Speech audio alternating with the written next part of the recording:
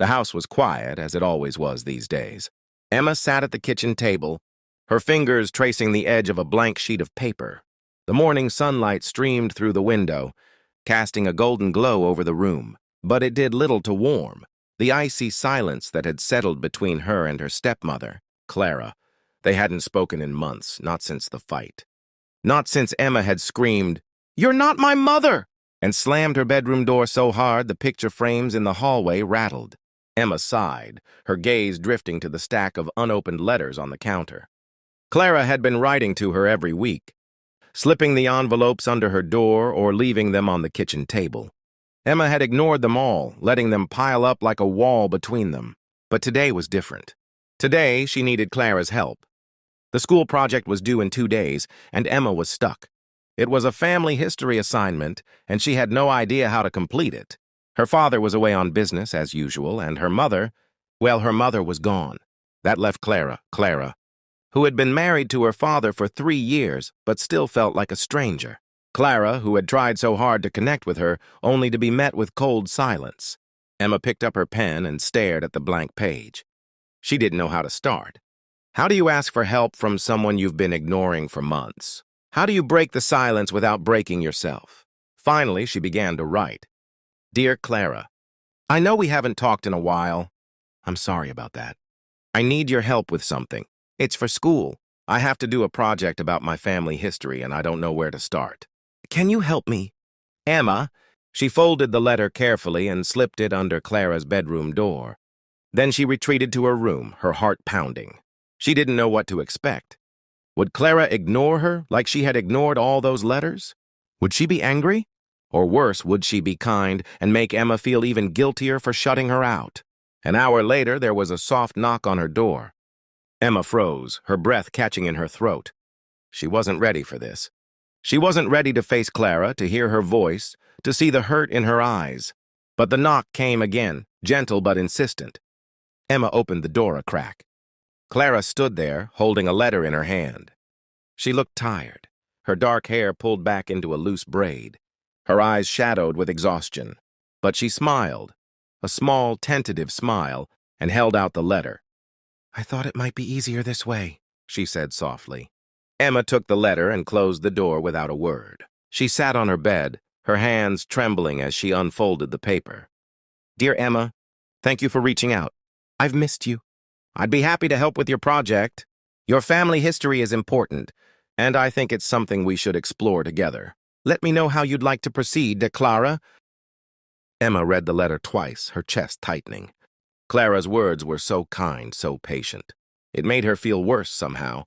She grabbed her pen and wrote back immediately. Dear Clara, I don't know where to start. I don't know much about my mom's side of the family, and Dad's always too busy to talk about it. Do you know anything? Emma. She slipped the letter under Clara's door and waited. This time, the response came quickly. Dear Emma, I know a little about your father's family, but not much about your mother's.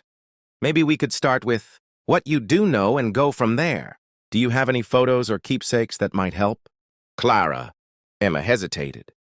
She did have a box of her mother's things, old photos, letters, and trinkets, but she hadn't opened it in years.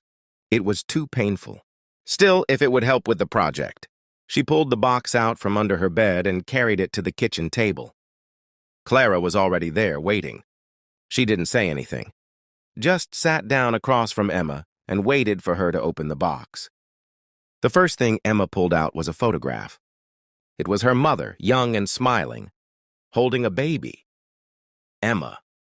She stared at it for a long moment, her throat tight. Then she handed it to Clara. This is my mom, she said quietly. And me. Clara took the photo, her expression softening. She was beautiful, she said. You look just like her. Emma didn't know what to say to that, so she pulled out another photo. This one was of her mother's parents, her grandparents. She didn't remember them. They had died before she was born. But Clara recognized them. Your grandmother was a teacher, she said. And your grandfather was a carpenter. They lived in the old house on Maple Street. Emma blinked, surprised. How do you know that? Clara smiled. Your father told me. He thought it was important for me to know about your family. Emma felt a pang of guilt. She had never asked Clara about her own family, never shown any interest in her life. She had been so focused on pushing her away that she hadn't stopped to think about who Clara really was. "What about your family?" she asked hesitantly. Clara's smile faltered just for a moment. "My family is complicated," she said, "but maybe I'll tell you about them someday." Emma nodded, not pushing. She pulled out another photo, and they continued like that for hours, piecing together the fragments of her family history. Clara was patient, answering her questions and filling in the gaps where she could. By the time they finished, Emma had a clearer picture of where she came from, and a newfound respect for Clara. That night, Emma lay in bed staring at the ceiling.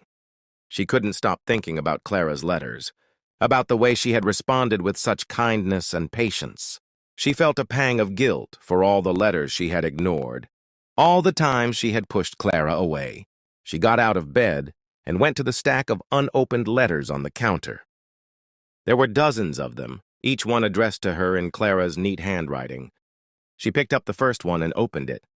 "Dear Emma, I know you're angry with me, and I understand why. I'm not trying to replace your mother. I could never do that.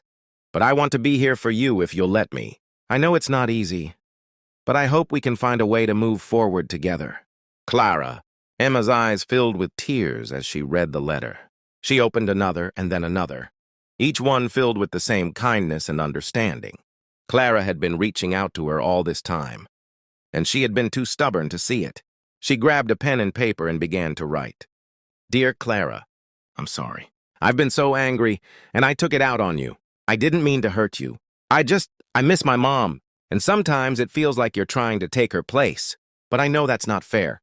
You've been so patient with me, even when I didn't deserve it. Thank you for that. Emma." She slipped the letter under Clara's door and waited. This time, the response came almost immediately. "Dear Emma, you don't have to apologize. I understand how hard this is for you. I'm not here to replace your mother. I'm here to support you in whatever way you need, and if that means giving you space, I'll do that. But I want you to know that I'm here for you, no matter what. Clara." Emma read the letter, her tears spilling over. She had been so focused on her own pain that she hadn't stopped to think about Clara's. Clara had lost her first husband, too, and had come into this family hoping to build something new, and Emma had pushed her away at every turn. She wrote back immediately.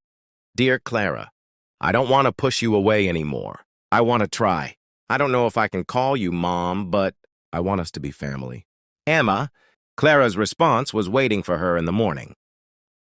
"Emma, you don't have to call me Mom. I'm not trying to replace her, but I would love to be your family. Let's take it one day at a time. Clara." Emma smiled as she read the letter. For the first time in months, she felt a glimmer of hope. Maybe they couldn't fix everything overnight, but they could start. They could try. And that was enough. Epilogue. The school project was a success. Emma presented her family history with pride, weaving together the stories Clara had helped her uncover. But more importantly, she and Clara had found a way to bridge the gap between them. They still wrote letters sometimes when the words were too hard to say out loud. And slowly, day by day, they were building something new, something that wasn't about replacing the past, but about honoring it and moving forward together. The silence was gone, replaced by the quiet hum of understanding. And for the first time in a long time, the house felt like a home.